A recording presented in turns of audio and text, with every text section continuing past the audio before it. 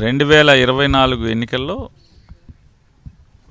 ఉదయం 7 గంటలకి పోలింగ్ మొదలవుతుందంటే 6 గంటల నుంచి 6:30 అంటే కొన్ని బూతుల్లో 6 గంటల నుంచి కొన్ని బూతుల్లో 6:30 6:30 నుంచి పెద్ద ఎత్తున ఓటర్లు క్యూలో నిలబడటం, మరీ ప్రత్యేకించి అత్యధికంగా మహిళా ఓటర్లు లైన్లో నిలబడటం. అంటే సమాజంలో అంటే ప్రతి ఓటర్లో చైతన్యం రావటం, ఆ చైతన్యానికి మరీ ప్రత్యేకించి మీడియా హౌసెస్ అన్నీ కూడా ప్రతి ఛానళ్ళు, ప్రతి యూట్యూబ్ ఛానళ్ళు లేదా ప్రతి శాటిలైట్ ఛానళ్ళు పెద్ద ఎత్తున ఓటు ఎందుకు వేయాలి, ప్రతి పౌరుడు ఈ ప్రజాస్వామ్యంలో ఓటు ఖచ్చితంగా వేసి తీరాలని ఉండటం, అంటే అది ప్రచారం చేయటం, ప్రజల్లో చైతన్యం కలిగించడం.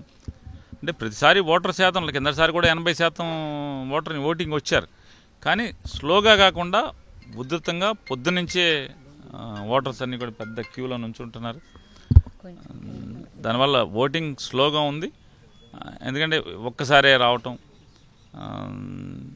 క్యూలో ఎక్కువసేపు నిలబడాల్సి రావటం, అంటే తక్కువగా అప్పుడప్పుడు వస్తుంటే స్లోగా వెళ్ళిపోతూ ఉండేది.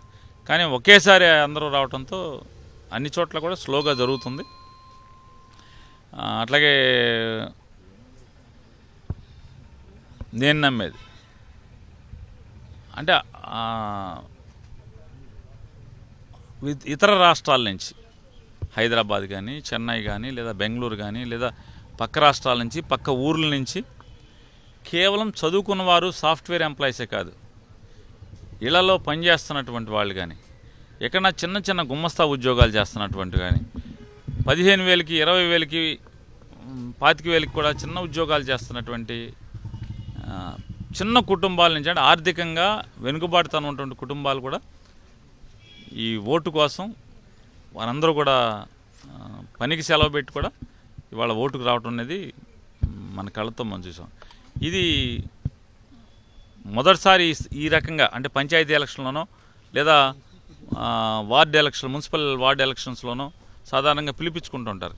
కానీ ఇక్కడ ఎవరు పిలిపించకుండానే వాలంటరీగా, అంటే నాకు నిన్న ఒక 6-7 మంది, నిన్న ఒక గణేష్ భవన్ అని ఒక హోటల్ ఉంది ఇక్కడ, ఉడిపి హోటల్, చాలా పురాతనమైన హోటల్, ఎన్నో దశాబ్దాలుగా నడుస్తుంది. ఆ హోటల్కి వెళ్తే పొద్దున్న నాకు అక్కడ ఒక 6-7 ఎన్ఆర్ఐస్ కనిపించారు. వచ్చి పలకరించి మాట్లాడారు. అమెరికా నుంచి వచ్చామండి, లేకపోతే ఆస్ట్రేలియా నుంచి వచ్చాను, నేను కెనడా నుంచి వచ్చాను, ఓటు కోసమే వచ్చాను, మా పిల్లలకి వాళ్ళకి ఎవరికి లేదు, నాకే ఓటు ఉంది, అందుకని నేను ఓటేటాకి వచ్చాను అమెరికా నుంచి లేదా కెనడా నుంచి. అంటే విదేశాల నుంచి కూడా ఓటేటాకి రావటం, ఇదంతా కొత్త ట్రెండ్. అంటే ప్రజల్లో ఓటు పట్ల పెద్ద ఎత్తున చైతన్యం కలగటం, ప్రపంచంలోనే భారతదేశంలో ప్రజాస్వామ్యం భూమి ఉన్నంత వరకు బతికుంటుంది అనేది దానికి ప్రజల్లో వచ్చిన ఈ మార్పు పెద్ద తార్కాణంగా మనకు నిలవబోతుంది. బాగా ఉధృతంగా మహిళలు పొద్దున 6 నుంచి మహిళలు పెద్ద ఎత్తున ఉన్నారు. పురుష ఓటర్ల కంటే కూడా మహిళా ఓటర్లు పెద్ద ఎత్తున క్యూలో నిలబడి ఉన్నారు.